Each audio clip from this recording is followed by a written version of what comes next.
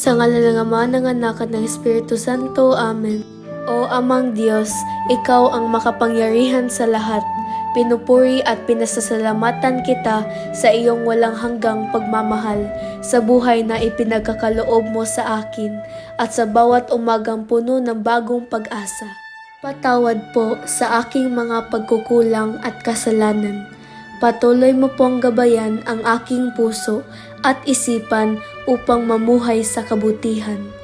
Idinadalangin ko rin po ang aking pamilya, mga guro, mga kaibigan at lahat ng taong nangangailangan ng iyong liwanag at patnubay. Pagpalain mo po ako ng tibay ng loob at pagmamahal upang patuloy kong maipahayag ang iyong kabutihan sa aking buhay.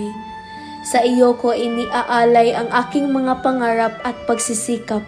Sa iyo ko rin ipinagkakatiwala ang aking buhay at kinabukasan.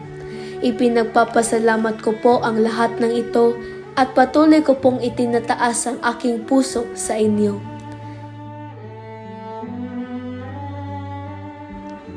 Sa ngalan ng Ama, ng Anak at ng Espiritu Santo. Amen.